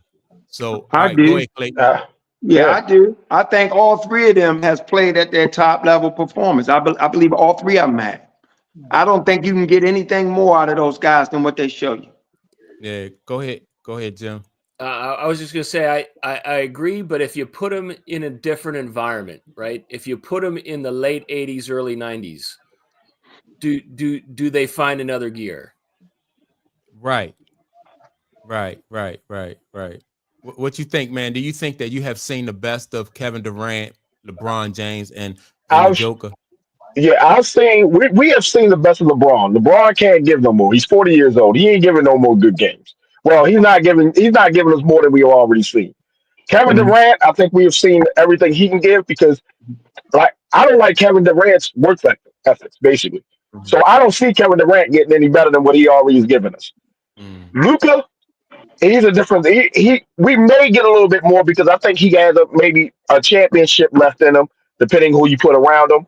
Because his game translates better to me. His game translates better for the '80s and early '90s game, because he can bang down bottom if he needs to, but he also has the jumper. I thought you said the Joker. The Joker. Yeah, I'm sorry, the Joker. Yes, yeah. He, his game translates a little bit better than I think Durant and LeBron game does. You know what I'm saying? Because if LeBron was playing and Kevin Durant was playing back in those days, they would be power forwards. And like you said, Mike, that power forward position was not finesse at all. That was bang bang. I'm defensing you up. Yeah. So that's what my opinion is on it. I definitely think we've seen the best of what they have to offer. Joker, he got a little bit. Maybe it depends on he wants to stick around, how long he wants to stick around. As far as LeBron and KD, I think we've seen the best. And I think if you take them and drop them into the '80s, their games would be different than what they are now. You understand? Their games would be different. Like you say, LeBron might be a power forward. KD game probably would be similar to what it is now, basically a perimeter player type. He ain't gonna do no banging down there, But I think their games would be different. Saying, better, worse, I can't really say. But I think we got the best out of them, though. I mean, the Joker is potentially an MVP this year. Mm-hmm. I mean, I still give it to Shai Gilgeous-Alexander, but he's Joker's still up there in the run and in the conversation. Yeah, right. So, but Mike's saying, I'll tell you one thing though. I would love to see somebody like Sean Kemp go against Kevin Durant though. Yeah, That would have been great to watch. I don't think Kemp could guard him. He can't. Oh, really? He couldn't guard him. He couldn't guard him. He can't. And I don't think too many bigs. Kemp is athletic, even though Kevin Durant will take him out in deep waters, man, where he's not comfortable. They ain't comfortable in. And I don't think too many bigs could guard the Joker. Maybe Akeem, but that's it.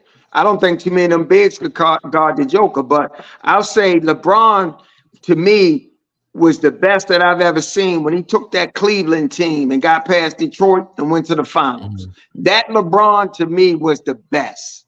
That was the best LeBron. That version of him? You like that version of him? That version of him was the best to me. But I always said that I wish, I wish LeBron had stayed in Cleveland for his entire career, because I think 2 rings, if LeBron had got 2 rings in Cleveland, to me, it's better than him getting 4 rings, shipping, you know what I mean, just moving around the league. I think that, and 2 rings is nothing to really like to look down on. No, that's great. Isaiah Thomas, one of the greatest guards who ever played, you know what I mean? He got 2 rings. So I don't think, I thought he should have stayed in Cleveland. Yeah, but if he had stayed, that first time in Cleveland, they couldn't, no matter what they put around him, they just wasn't going to win. Yeah. They tried to. Didn't Shaq play for them at one point in time? But that was before the end. that's why I think that even Isaiah, he went through the same things when he was in Detroit. You know what I mean? So Isaiah, when he first got to Detroit, they did a lot of losing. You know what I mean? Until they was able to put a winning team around them. And And so But people hey, always respected LeBron, Isaiah to play. And they yeah, would've got the LeBron right had those dude. same blues that Jordan had his first couple of years in the league. You know what I'm saying? You Yeah. couldn't figure out the matchup. LeBron had to leave, but when he came back, Cleveland was already what they had Kevin Love, Right. Kyrie Irving over there. Right. Right. You know, so he came back Right. to huh? No, I was telling Mike another person he didn't put in there with KD, Joker, and LeBron was Steph. What about Steph? If Yeah, you Steph. take him Yeah. and put him back, See, you drop him and 30 see, years ago in the league. Like, I'm gonna give what y'all their respect right. be? I'm gonna give y'all my take on that. I think that I don't think that we have seen, because I don't, the league today is so much softer than it was in the 80s and the 90s and stuff like that. So I don't think that you've seen the best of Kevin Durant. I don't think you have seen the best of the Joker. I don't think you've seen the best of and especially LeBron James. I think LeBron James, like, physically is just so like what he brings to the table, like for him to be 6'8", he's 6'9", 200 and what, 40 pounds. This dude moved like a god. You know, LeBron James, just imagine if LeBron James had a developed like a mid-range game or a turnaround jump or something like that. With that size and that speed, you know, like Mike and Kobe could. I think LeBron, in my opinion, I think he just wasted. So tell me, Mike. I ain't gonna say wasted, but I don't think he maxed out. I don't think none of those players I maxed do. out. Let me jump in here real quick, Mike. Tell me how playing in that era that we speaking on, tell me how he would have been able to max out. Because it would have max out. It would have required you to improve your game. Like, all right, every year, that's all Magic and Bird talked about all during the off season.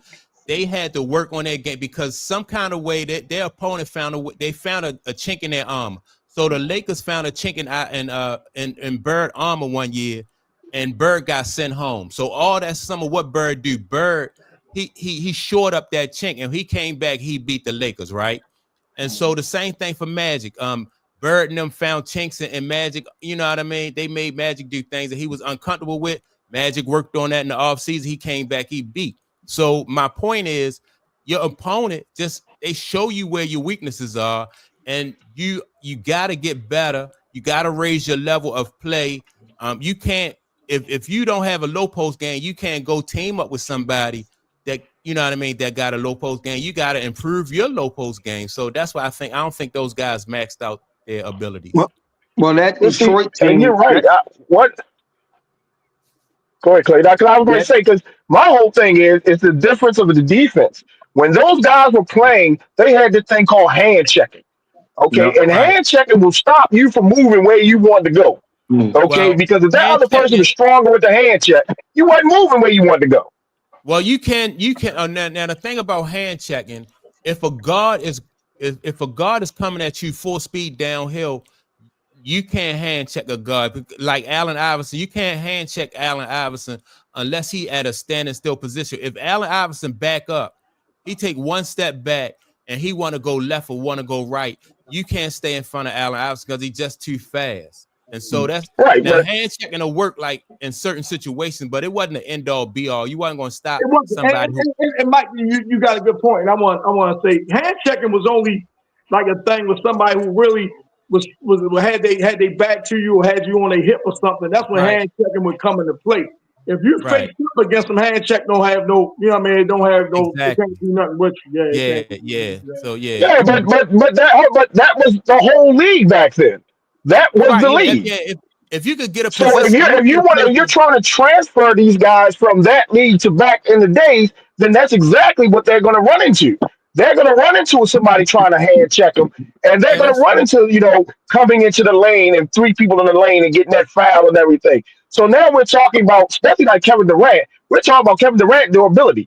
Kevin Durant weighs like $110 when he wet. You know what I'm saying? He ain't the size of LeBron James. Now, LeBron James might be able to go in there and take a Ewing elbow or take a Mason elbow or something a couple times and come out. Durant that's ain't why- doing that. Mike, I don't you talked think- about those guys developing their game, and they would have been forced to improve certain aspects of their game. I think Kobe Bryant forced a lot of these guys to try to evolve their game, especially LeBron. And LeBron it's not in him to have that mid-range fadeaway like a Kobe and a Mike. He tries it. He tries to develop certain things mimicking Kobe and watching some of those guys. And I also think that Detroit Pistons team that he got past was a physical team. They was of that era to some degree. They was residual from that era with the Ben Wallaces and all those guys. And I thought LeBron, that's why it was the greatest to me, LeBron, because that team had no business being in the final. He put them on his back and did his thing. So The only thing I don't know if he would have been. The only thing I'm gonna say, and I ain't taking nothing away from that LeBron, because I think I might agree with you on that. Even though that LeBron in Miami was a handful.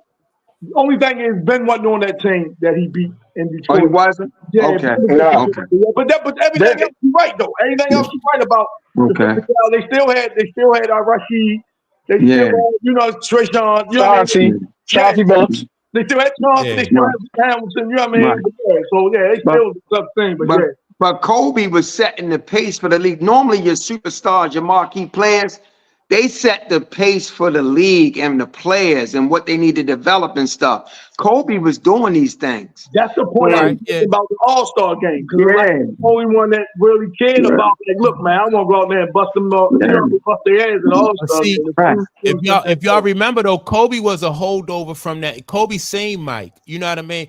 That's Kobe what I played, mean. You know what I mean? Right. Kobe played like during Right. that era where he played with Shaq Right. and them and those Portland teams that Right. that Right. Barkley and all And those dudes beat down. Yeah. So Kobe Right, and was LeBron- a holdover from that era. Right. You And know what I LeBron played with Kobe, but he wasn't. Yeah. He didn't develop those things. Yeah, because Do you ever think that Mhm. LeBron say, I don't need to develop that to be Maybe.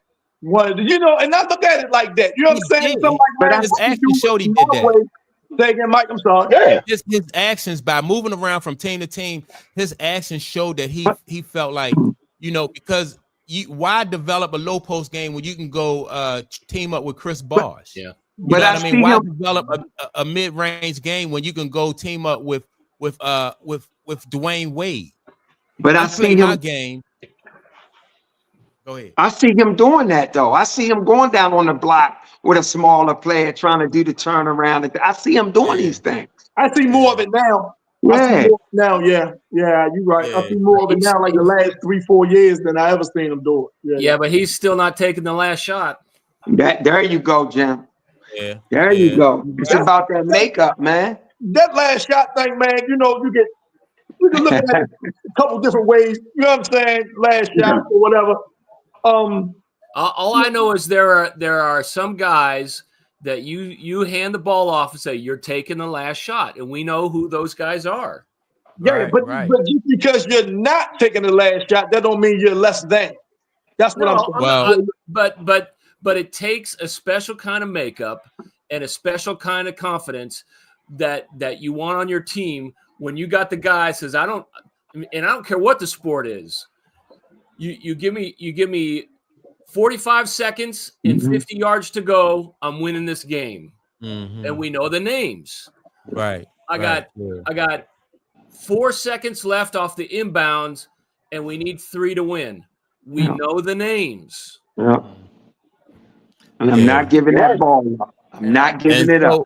And it's funny you should mention that, Jim, because I know, like, I watched this podcast. I think it was I forgot the odd couple, and the guy said since LeBron James has been with the Lakers, he is 1 for 29 in those clutch with those last second clutch shots. So He's won. do you so now that's 29 shots that he done took. So do you dog him for missing them, or you get on him for not taking them? You know what I mean? You want him to. I guess he the man. You want him to. As a coach, though, I want it like if you're trying to win as a coach, though, and if he not, then you got to go with somebody or develop a play where as though you can put the team in a position to win. You know what I mean? I'm gonna tell you one person I always want the ball in their hand Not necessarily taking the shot though, but I want the ball in his hands all the time, and that's Is that Magic Johnson. Yes. Yeah, You know what I'm Magic. saying? Magic ain't gonna Well, take that shot most times. yeah, You know what I'm saying? But I want him to have it He's because gonna I Yeah. trust create. the decision making in that situation. Yeah. You feel what I'm well, that's saying? the same. Yeah. Yeah, and that's the same thing with like Larry Bird. Like Larry Bird, Right. they because those guys, Larry Bird, Magic Johnson, they put a team in a position where you commit to somebody, and then he'll find an open man, or if the man not open, then those guys can take the shot too. You know what I mean? And I Well, think see, LeBron James tried to develop his game to that point, Right. but well, he, yeah, you know, and that comes to the point of where the smartness of being your IQ as an NBA player. Hell You know yeah. what I'm saying? LeBron has the physical aspects to do anything he wants to on the court. Now, the mental factor is maybe the point that we're not looking at. Because if LeBron can get the ball and 4 seconds left, and then 4 seconds, you got to make a decision to win or how to win. So that may be the problem that we go with. Mhm. yeah, I agree. That's why I just thought that LeBron James should have stayed in Cleveland, and then he would have. You get an opportunity to develop the way you learn how to win. It's a process. It's a process. You No, got to see, learn how to win. but you're right though, Mike. 2 championships in Cleveland. Yeah, I mean, yeah. Yeah, I mean, he loved that anyway. But I'm just saying, if he'd got two, he stayed there his whole career and won yeah. 2 or 3 titles there. Yeah. Yeah, then because I mean, physically, when you look at what LeBron is and what he brings to, like, I've never seen he like a power forward who can play the guard position. He's like put Karl Malone at the guard position. He faster than Karl Malone. He more athletic than Karl Malone. You know, that's why I don't think we've seen the best of LeBron James. And I'm not even a LeBron James fan, but I just think that if you'd have put him, man. And you know, and then then you could talk about all right, he the GOAT. Even with 3 in Cleveland, I think that LeBron James you could talk about put him in that same class with Mike, just because of physically what LeBron brings to the game. Like you never seen nobody that big, that strong, and can move like that. And Yeah, can pass. but right, but you got to remember, LeBron didn't win anything until you put everything around him. You know what I'm Right. saying? You know, let's say that he does stay in Cleveland his whole career. Now, what are we putting around LeBron? Because David got remember, the pieces. LeBron, when he won his first rings, he went to Miami. When he Yeah, won but his David- next ring, he went back to Cleveland that was already stacking up for They would the have run. got the Uh-huh. pieces because eventually they got pieces and he went back. They would have got the pieces. Yeah, Right, that's but what I'm that's saying, like, how long would it took them to get the pieces? Would it have been a Michael Jordan type aspect to get the pieces, or would it have been a Shaq type instance to get But the pieces? the It thing all is, depends. my thing is though, man, that like once he learned how to win, once he would have learned how to win, once the organization would have learned how to win with him, it would have been the same thing with Mike. It took them 7 years to learn how to win with Mike. Isaiah, it took Detroit a while to learn how to win with Isaiah. But once they, you know what I mean? That's why Isaiah, well, how many championships Isaiah went to? 3? He won 2, went to 3. Yep. Yeah. You know what I mean? So Yeah. like once these guys get over that hump, you know what I mean? Larry It's over. Bird, Yeah. I mean, and that's better for the sport. When you can have your franchise ball player, you can watch them go through their trials and their tribulations. That's Mhm. better for the sport. It's better. You see them But you getting know better. what? It's better for the Yeah, sport. but we already determined the NBA ain't looking out for the sport. The NBA right now is about the player. But one thing we forgetting or we overlooking, I should say, I think LeBron, by him going to Miami, he learned how to win not only from Pat Riley but from Dwayne Wade as well. You know, Dwayne already had won a championship when LeBron Bro. came, and Right. I think he kind of like showed LeBron, man, this what it takes. But bro, he got to the finals. Y'all excluding that. He got to the finals. No, he Yeah. was. Yeah. It was part of his learning process. Yeah. Yeah, you At right. this point, it ain't even about But learning yeah, how but- to win. It's about developing the mental fortitude to get to that next step. But that's part of Yeah, it. but remember, Yeah, I don't think when he went to the finals, the Celtics wasn't what they were. Remember, the last 2 years of LeBron being in Cleveland, the Celtics won. Yeah, but I'm just saying he went to the finals. He got past Detroit, played the Spurs and lost. What I'm Right. saying And then This And then the guy's Celtics, figuring it out. He knows how to get. They won. right? I But don't then the Celtics put understand. the big three together. Then the Yeah, Celtics I put the mean, he big went to three together, Miami to which make it changed the easier. complex of the NBA. I'm just saying he went That to big Miami to three from make the it Celtics easier. changed it. Clayton, say that again. He did what? He went to Miami to make it easier. No, I thought you said even. You think so? I thought you said Easier. even. No, Easier. no, He went to Miami to make it even with him in Boston. yeah, because that Cleveland team was not beating the Boston Celtics. Right. Bruh. They weren't beating So them. I'm This going what to I this Miami to make it even. Y'all well, got Right. two, we got three. You know what I'm saying? okay. Exactly. Okay. That's Okay. And hey, look, But that's this exactly what happened in the next year. The next year but with I the don't Heat but versus check this out. the Celtics. All But right, one at a check time. One this at a out. time. Go ahead. Huh? One at a time. Cleveland could have brought players to make it even. He didn't But have they to go to didn't. Miami. They LeBron was the didn't. guy. You build Right. And they around didn't in LeBron. 2 years. Remember, 2 years. But you Let's build not agree. around LeBron. He's the guy. Clayton, I agree. I Yeah. but I just don't think Cleveland was going to do it. Right. Sure they Cleveland would ain't have. going to do it. Sure they would have. Going to do it. So Well, Tom, how so did they Tom, so you manage? said How did they manage to put that team together that he came back to? Because Cleveland was so bad, they got the pick of Kyrie Irving and they traded for Kevin Love.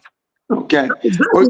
But go ahead, Mike. Go ahead, Mike. What you was about Yeah, to go say? no, ahead. I was saying so. All right, I just thought it was part of his like a learning process. Like he did get to the finals and they played against the Spurs, you know, and then they came up short against the Spurs. So when in that series against the Spurs, like a flaw in LeBron game was exposed, and they was like, all right, you know, LeBron.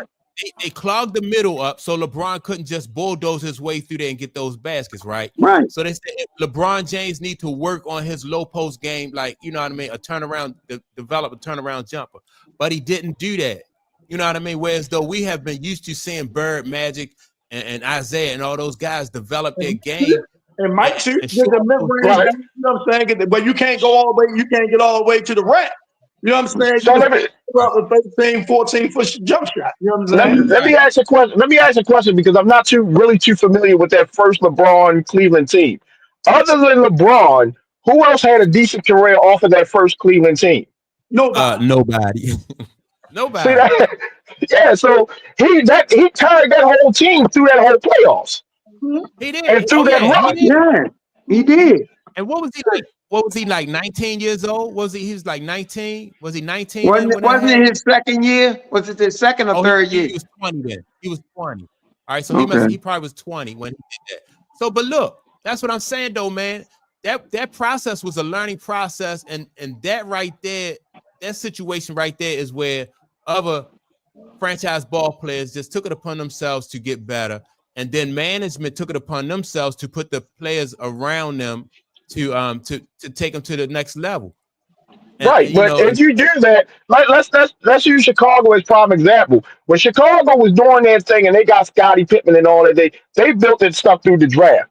LeBron was so good with Cleveland, they losing in the finals. What kind of draft pick do you think they're going to get coming out of them being in the finals? I mean, losing in the finals. That's true. You can't build a real good team being really good. That's true. Yes, You you got to can. build a team and Yes, you become can. good.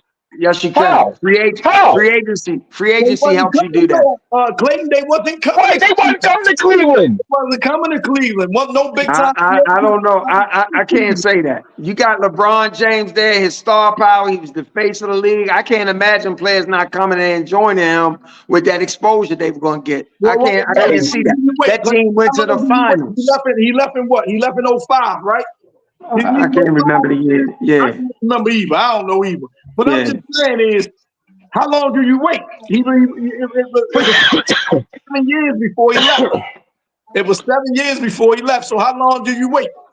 Bruh. Right, he I played mean, his whole rookie contract out. If you He get to paid the that rookie finals, contract. if you get to the finals, you ain't far away. And players around the league looking for a championship opportunity. Here's a team. If I go, I'm a piece that can help them get over the hump. I'm gonna go Right. join them. Right, but look what LeBron did in that going to the finals. LeBron goes to the finals, and then the next year the Celtics put the big three together. Okay, how do you combat that if you're LeBron in Cleveland and nobody wants to come there? The See, I Celtics don't put think. the big three together and ran through the East for those 2-3 years. Couldn't Well, nobody touch the yeah, big three. But look, I don't man, know, but I man, just yeah. even though the Celtics put that big three together, right? They still was afraid of LeBron though, because when you hear Kevin Garnett talk about, he always say, "We stopped LeBron, we did this to LeBron, we did that to LeBron." You know, he don't never say, you know, LeBron, we wasn't scared of LeBron, we didn't do this. He They had always the say, utmost respect for you know, LeBron. man, LeBron Right, couldn't beat all five. I say, man, that ain't the flex you think it is, man. You know what I mean? Right, exactly. right. But hold on, but look at the end result though. The end result is they beat them. Yeah, That's the end result. yeah. I mean, I Yeah. can give you as much respect as possible, but the end result is when That's when why it came down to the Celtics playing Cleveland, I'm the glad he went to Celtics beat Miami and beat Cleveland. them chunks. That's why I'm glad he Yeah, went to Miami and beat them chunks. That's why I'm glad. right. He beat them. That's why. LeBron knew what the formula was going to be in the NBA moving forward. We got to put teams together to beat a super team that just got put together to beat me. Yeah. And that's what the Celtics did. They knew they couldn't beat LeBron in Cleveland The because he was history of one guy. But you know what beats one superstar? Three superstars. the history of the NBA and the NBA championship team, they always had big threes. Always. That wasn't nothing new to the At league. least two. At least two. And then at least two. At least two. You're right about Because that. Chicago had their two. I don't Yep. consider anybody else on Chicago a superstar except for Pittman and Jordan. The first three, then the second three had Dennis with them. So yeah, the first three, yeah, it was only Mike and Scotty. What Right. about Ron So I Harper? mean, you know, it's Y'all don't put But they, Ron Harper up there? Not no, then, not then, not no big three. nah, By not the time Ron nah. Harper joined the Bulls, he was a role player. right. But Yeah. Yeah. they considered Horace Grant. They considered Horace Grant one of the three. That's Scotty, what I was going to Horace, say. and Horace Pitt. Grant would be more of a Yeah, big three than he yeah. would. And then the Yeah, next three was I ain't gonna take no way for Hope Grant. I like yeah. that. I ain't gonna take no way. They considered Hey, him that, and then it was let's not Rodney. forget though. Horace Grant, as soon as he left Chicago, he went to Orlando and went to the championship. Orlando. Yep. Yeah. Yep. He They what? won a championship in Orlando? No, they No, didn't they win the went to the championship. championship. They Yeah, he went. They went went. to it. Yeah. He went and Okay. joined Shaq and them. Yeah, yeah. Yeah, he went to join Yeah. Shaq and Penny, and they lost to our team. Yeah. Yeah. I would have just loved to see that Orlando team make another run. Right, exactly. See that team make Right. another run, man. I really would have. Once Mike To came me, back, it was a wrap. Once yeah, Mike came right. back, got his legs under him, it was a wrap. Yeah, but to me, Penny Hardaway is one of the most underrated players in the NBA that was in the NBA. Penny was a great big guard. He was great. He Underrated. was I great. think Penny was underrated. Yeah, Right. everybody loved Penny. Everybody knew Then he was bad. He wasn't underrated. Yeah, Yeah. I don't think he was Hey, underrated. what I'm saying, when you talk about point guard, do anybody put Penny in even the top 5 right now? And he I mean, shouldn't his be career top was so five. short. He shouldn't be top 5. I mean, I ain't say he top 5 all time or nothing like that, but Penny was the truth.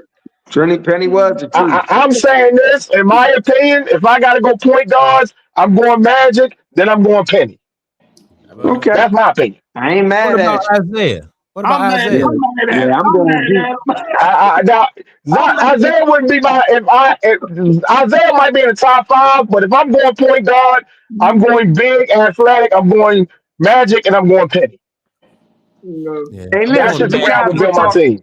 you guys were talking about if LeBron went back in the 80s, his position changing, right? I But think I disagree with that. Magic Johnson was 6'9".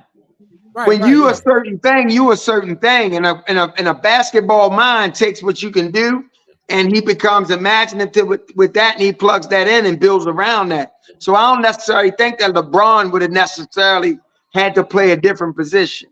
I don't think so either. Yeah, Yeah. but see, I'm gonna tell you why I think he would have. I don't think Because if LeBron would have played any of the guard positions back then in the 80s and 90s, those guards were pretty swift. So your defensive game had to be up there. Mhm. And we're talking frontal guarding. We're not talking backing down.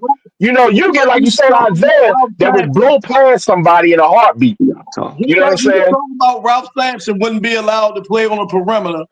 You know what I'm saying? Like he would be able to play on the perimeter now, not so much then.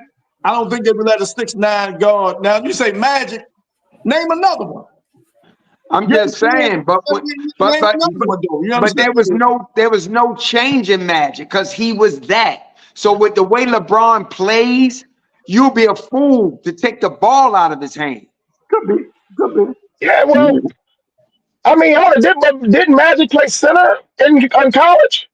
No, No. No, he no, played not at center Michigan the State. year when Kareem got hurt. He played center in the finals because Kareem got hurt. No, but yeah, that was his rookie year, though. I'm saying, what did he Yeah. play in college? He wasn't point guard in college, was he? He was Yeah, he was. like he handled the ball all the time. I don't know what that is. Yeah, he handled the ball all the time. Magic ran his show, man. But I remember watching the Magic Johnson thing on TV. He wasn't playing point guard though for Michigan State. I mean, was he? I I don't thought know. he was I'll point figure it guard. out. But, huh? Yeah, I thought Magic was a point guard at Michigan State. I thought, from day one, Magic. Even if they had two other people in the starting lineup shorter than him, you know what I'm saying? And even if he was listed as a small forward in college, he ran the point guard. Like Clayton said, he ran the show. So Yeah.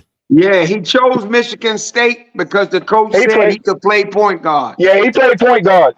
Yeah. Boo just told me.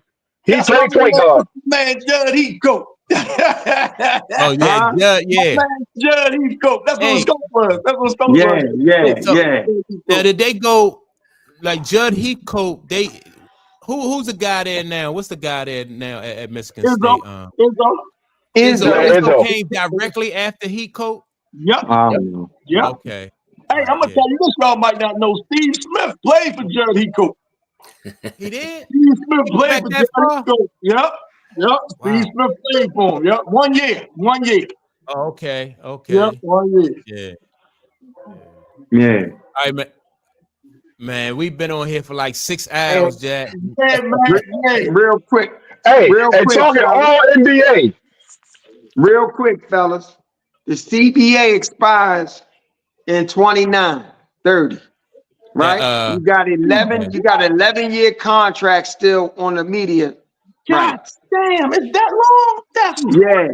Right. So that's what I'm saying. So the only way you're gonna really get real change is the fans are gonna have to continue what they're doing. Constantly keep walking away from the sport. Well, so let me ask you this. Let me ask you this. Mhm. What do you guys think of TNT losing the contract? Because this is the last year TNT has got the media.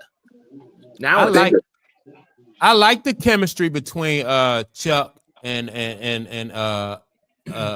Shaq and Kenny Smith and Ernie, right? I like their chemistry.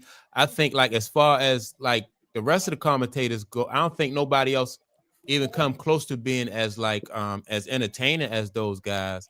So, but Do you know? Did y'all hear that? 2 of them already re-signed with Turner. Shaq's re-signed. Yeah, they be signed. Yeah. And who the other one? Shaq and who? Is it Kenny I Smith don't or the Barkley? It I was think 2 of it's the 3 Kenny. re-signed. I think it was Kenny. Yeah, because Ernie still was under contract with him. Now I'm saying I'm from this point of view, fellas. Mhm. They don't have to show the games for them guys to have an NBA show. You understand what I'm saying? They don't they don't have to like broadcast the games for them guys. Go ahead, Clayton. Go ahead. I thought the inside the NBA got picked up by wherever the NBA is going. TNT is I don't know what you call it, but yeah, they're licensing it out.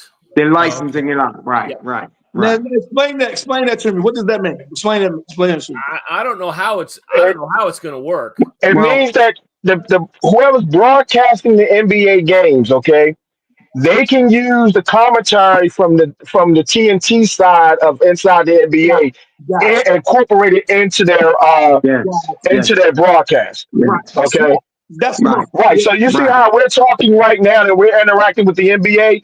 right. Chuck and them now. Charles Barkley has not signed yet. He's the only one that hasn't signed. Right. But they can take that broadcast and incorporate it into where the game is being televised at. Yeah. And- Which is a win-win for everybody. Yeah, and it's going to be Disney, which is ESPN and ABC, Yes. and Yes. NBC and Amazon. And Amazon Prime, yeah. And TNT owns that show. That's why they have to license it out. Right. Because that's theirs. They have the intellectual property to that. They own that product. And that Yes. right.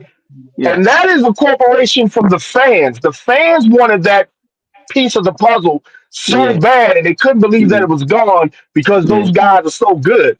That's the power of the fans right there telling these Yeah. networks, hey, this is what we want. We want And this. that's what the Yeah. fans are going to have to do when it comes to the Yes. NBA playing. Yeah. Well, Like, look, we're not going to pay for a game if your superstars aren't playing. Right. They got to walk away. That's what's They going to gotta have to walk change away. it.